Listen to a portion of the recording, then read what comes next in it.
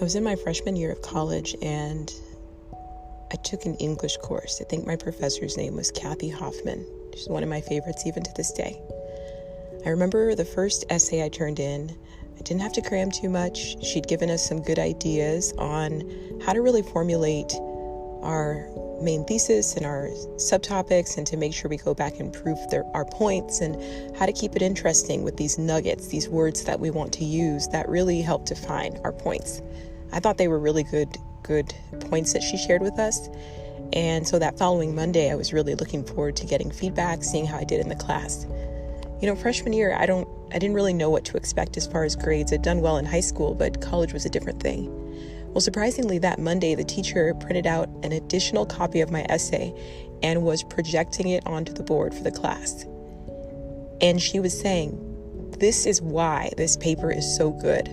I want you all to take note." And I think it was something about democracy. And I think I made my focus about representation. And it was something simple, but I enjoyed writing it. I remember that. The way she did it, though, it didn't make me a target. I don't think it made anyone necessarily jealous or mad. I think a lot of people admired me from that point and thought, wow, she's an excellent writer.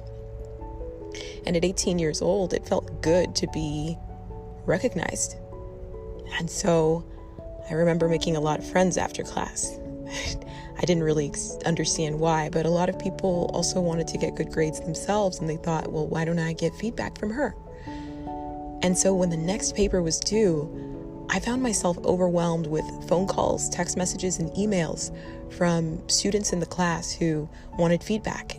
And in some cases, I ended up rewriting whole paragraphs for people. I didn't know how to say no, and I was genuinely flattered by people asking for my help.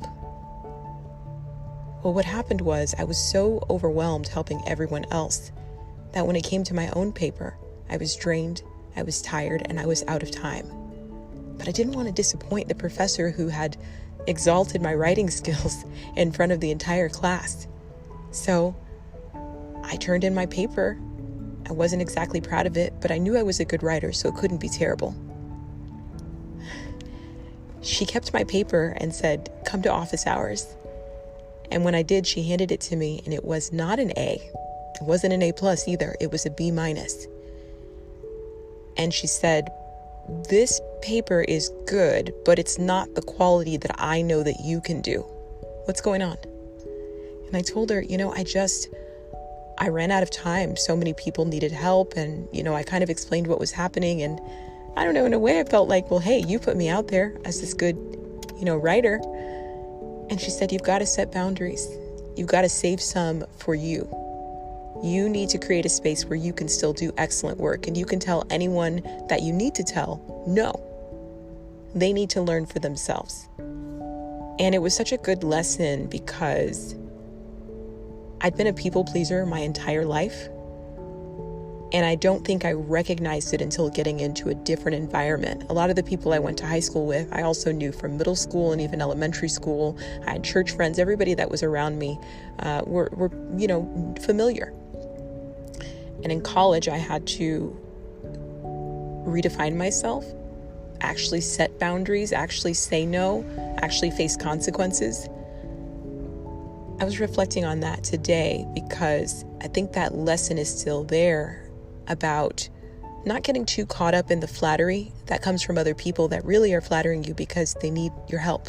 They may genuinely need it, or they may be users, but at the end of the day, you cannot give more of yourself than you can afford, because what it will cause you to do is to not meet your commitments, to disappoint others that you committed to, disappoint yourself.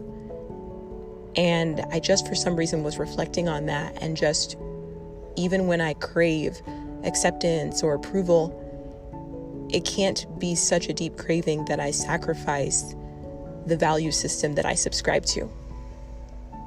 I hope this was something that could help you reflect as well.